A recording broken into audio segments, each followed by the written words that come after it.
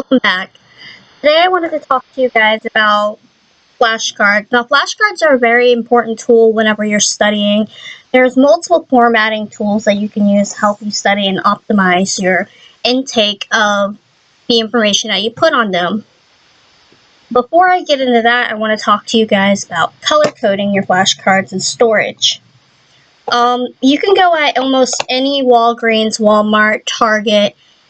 I'm pretty sure they have flashcards in the dollar spot at Target. I don't know. I don't go to Target that much. I only go there for sticky notes, which I did get these. That's Target, and they aren't the best. They don't stick to anything. I'll probably get some double-sided tape. Whenever you do get your flashcards and stuff, I do advise getting the already color-coded pack. The notepads are already colored. The index cards, not notepads. But if you don't have that, and if you do not want to get that, you can just get a small section of flashcards, get a marker. Like, I have a pink one right here. It's a little dry erase marker. And you can go along the sides and just kind of color the sides up yourself around the entire edge. And then there you go. You have your flashcards basically labeled. I am in a program to where I'm going to have to be using flashcards continuously. So I'll be using not only those, but apps as well. There are flashcard apps that you can get in the Google Play Store. I'm pretty sure you can get them in the Apple Store too. I don't know. I'm an Android lover, so if you guys do know those apps, if they are in the Apple Store, please comment below so you can help other people find them. But I'll get back to that later. Whenever you do start your flashcards, you want to make sure whatever information you're looking at, you format the right way. So when you format your flashcards, one way is to write down the term on the flashcard, and then write down one important fact, another important fact, and then write down an image. The image is really optional, but if you are a visual learner, it would be best if you wrote down or doodled an image, put the sticker or something to kind of put a visual image in your heads, and so it makes it easier to remember the facts. Another way is, again, write down the term or question on the front, and on the back, write down one important definition or fact about it in another image. The image, again, is optional. It's really important that you write clearly, too, and in a short way. Like, for instance, water. The chemical formula is H2O. It's a popular form of hydration. Draw a raindrop. Draw a glass of water. It's that simple. The final way that I'm going to show you guys is, again, writing the term in the front, but also writing an image on the front. So when you look at it, you know what you're talking about. And you can automatically start saying what's on the back. And when you do one like that, you can write as many facts as you want. On this, I wrote 3. So that's going to be a little easier. That's my favorite form of writing down flashcards whenever you do start studying with them and messing around with them. Another thing I wanted to show you is an alternative way to flashcards. These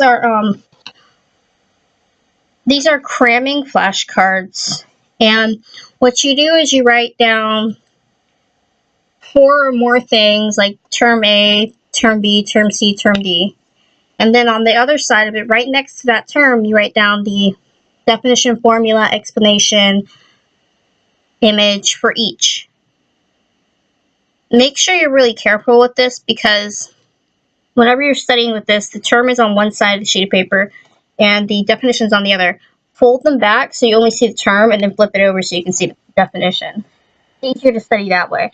And another thing that's kind of bad about this technique is that you're studying it in order. You're getting a alphabetical, chronological order in your head, but whenever you study with loose flashcards, you can shuffle them around. You can do other things with them. I do have a format. I was looking at them. For instance, again, this is the first way I'm going to show you. Water, again, term and definition. On the back, one fact, another fact, and an image. That is really popular if you're like wanting to remember a couple of facts that are important on the test. This is kind of like they remind you of vocabulary. Term or question, and then image with definition. Plain and simple. Or formula if you want to do it the math way. Which that was kind of a good explanation for whenever you're studying math equations or formulas like that. Because flashcards can help you with that too. The last way is term or question, image, and then as many facts as you want. Again, using a bullet point system or a numbering system to know which are very important to you. That's about it. Much to know about them. They are really simple. They're very helpful whenever you're studying. If you do not like having loose flashcards with your studying, another good way is to have a mini notebook, like those tiny composition books. They have those really small composition books. I see them in Dollar General. You can get that, write down what you need to know, and just use that as a little mini flashcard book. That's actually really really beneficial too, because whatever you're studying, you can use that and look at it, and it's in your pocket. So if you're struggling and you're studying with friends, you can just bring it out. Bam, I have it. The end. Study it. Remember it. Okay, now I wanted to talk to you guys about some flashcard apps that I found. One is called Quizlet. Now, Quizlet is a app that's pretty simple. I mean, there's really isn't that much to it. I really do feel proud of Quizlet. I've used it in high school. It's really useful in college. They feature a lot. Like, they show you different subjects that you can study with. You can create your own study material, whether it's flashcards or narrative hearing.